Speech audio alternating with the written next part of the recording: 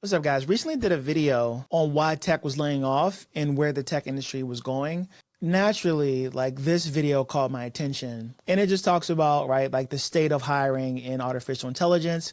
So this is like almost like a case study, kind of giving you some insight onto where some of the jobs are going. And this is super cool. Like, obviously, I wish I had thought of this. This CEO owns a company called Tribe AI, where it's leveraging some of the AI talent. So if you're an engineer that worked for some of the large companies in AI, or that have developed AI to this point, like Anthropic, Google, name said large company with AI strategy or has been coding with AI. But let's say you don't want to deal with the bureaucracy, or you want to test the market to see if you can make a shit ton of money.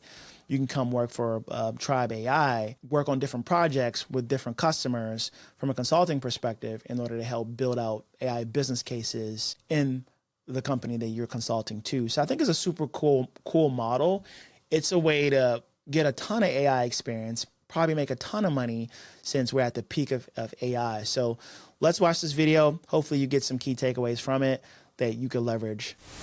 Didn't even think about the concept until I saw until I saw this video. I'm like, damn, if you could rent out AI engineers to companies that don't have AI talent, probably a shit ton of money to be made. I'm curious to see exactly how Tribe AI is doing it, to see what I could take away from it. I figured we just watch it together.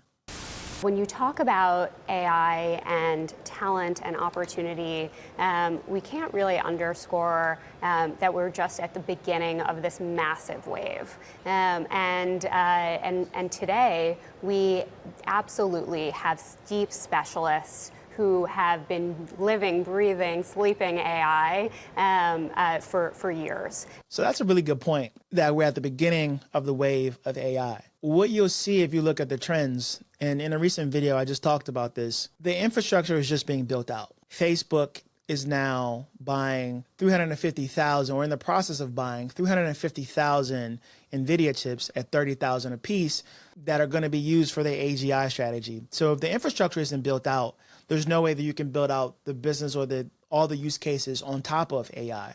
So that being said, we're in just the infrastructure building phase. We're not even in a mature industry where there are a ton of use cases, and is really giving companies a super competitive advantage. Yeah, ChatGPT is cute, and that does increase worker productivity in some aspects, but as far as the key differentiators or the key business cases that can be used per industry as relates to AI, those haven't really been built out yet.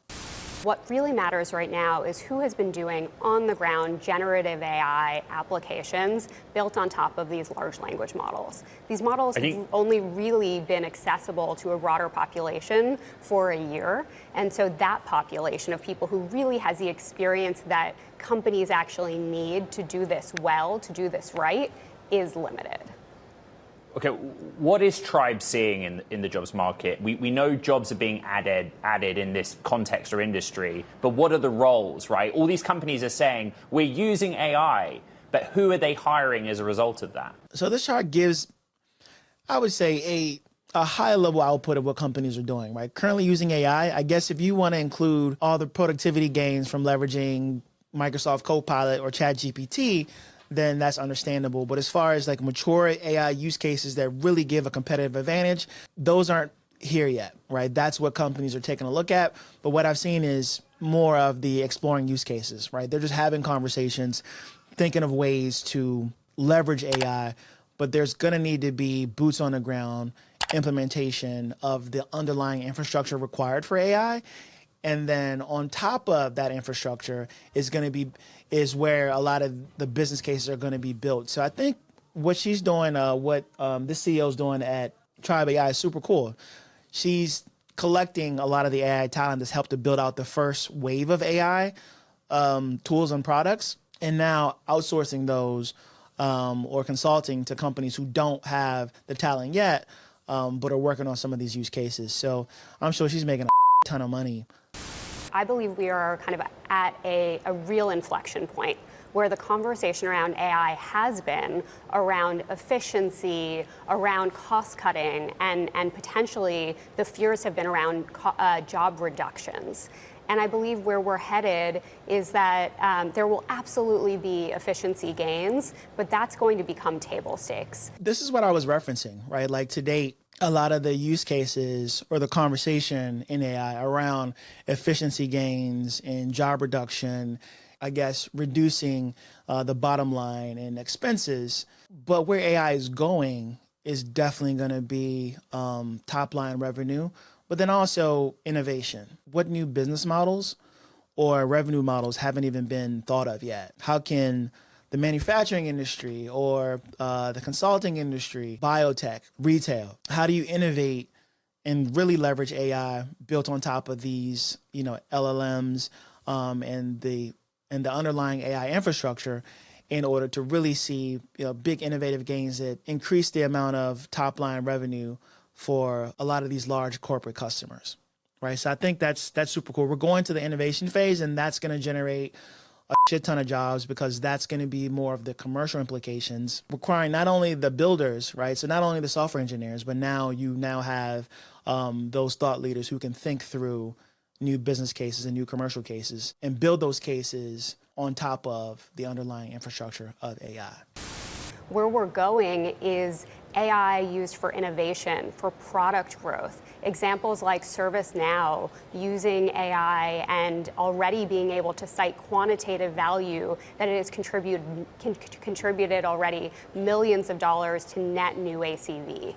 And this is where I think we have the potential to look at value creation from AI, not just on the bottom line and the top line, but also on jobs and opportunities for people that extend far beyond just the builders themselves, but also the people who are thinking about the commercial implications of these technologies, the legal and compliance implications, the operational challenges, the data and back-end engineering needs. There's so many pieces that we're really looking at AI as a new wave to how do you develop products and how do you commercialize those products? And that's the interesting conversation. So that's actually a good point. I was talking about the commercial use cases, but that being said, what I'm finding is you also have a lot of these companies have huge technical debt, meaning that new infrastructure is going to need to be put in place. Governance, security, how do you protect your intellectual capital? How do you operationalize and leverage AI to where you're leveraging it and gaining the commercial value out of it? But at the same time, it's still safe, right? Like it's not going to take your company down per se, right? So there needs to be governance. There needs to be security. There needs to be how you're going to operationalize it. There needs to be ways to, and when I say security, not only security as far as like protecting breaches, but also making sure that your intellectual capital or IP doesn't get leveraged outside of the company also, right? So security from both aspects of it. So to me, that is going to generate a ton of jobs in AI, and there's a ton of opportunity and money to be made from the growth of AI and leveraging AI in the corporate space. I mean, this is going up from the CEO and the CTO, but to basically people who are going to be practically using this. How do you get that buy-in from a company in every part? You're exactly right, and I would actually say it starts even higher, which is at the board level. Mm-hmm. So right now, all the boards are yelling at their CEOs and saying, what's your AI strategy? All the CEOs are yelling at their team and saying, what's your AI strategy? And everyone's saying, I don't know. That's a good point. Now that all the dollars from the layoffs and all the investment, now that hiring employees and scaling up as fast as possible is no longer a thing, and now all the investment is going to be in leveraging or creating an AI strategy, now a lot of these companies are getting pressure from shareholders, from the boards to figure out what their AI strategy is going to be. And with that is going to create new priorities, which is going to create new opportunity for those that have the skill set in order to help these companies deliver on the pressure that they're facing from the board, from shareholders, and from outside forces. Every company today wants or needs to become an AI company, and they don't know how. And that's really where Tribe comes in. We can help meet and work with companies at every stage of that kind of adoption journey, and then work with them to build products that actually matter for their business, that really add real value to their companies, can showcase the success and make it really tangible rather than this, buzzword soup, and then get them on this sort of train or journey to continuing to invest in AI in ways that really make sense and do real things. Tribe AI is genius because they're making a ton of money, because at the end of the day, it's just not going to be just one use case. It needs to be a roadmap, because there are a lot of things that need to be put in place in order for AI to really work successfully or work how it's supposed to work. You can't really leverage or leverage a whole bunch of data across the organization unless you know how you're going to protect that data, make sure it doesn't get breached and accessed from the outside. And so there's a roadmap that needs to be put in place. And so the consultancy model seems to be an amazing business model, because you're bringing high level talent from top 10 companies that have had engineers working on building out these AI models. And now you're leveraging that expertise in order to help these new companies gain the expertise needed in order to meet these goals. So I just, once again, I think it's just a genius idea. I love the thought process. And more importantly, for those who have been affected by layoffs or feeling a little bit dejected, this is where you need to be looking. You need to be looking at how you can upskill, gain new skills, figure out what's needed by some of the companies looking for AI talent, and be that AI talent. All right, guys, so key takeaways here. First one is the layoffs will continue. I don't think that's going to change, right? The priority or the main focus is around leveraging AI, having use cases around AI. There's pressure around this. Shareholders, boards are now asking, CEOs, CIOs, and those running these large enterprise and mid-market companies, hey, what's your AI strategy? And so if you're looking at where the future is going to be upskilling into AI.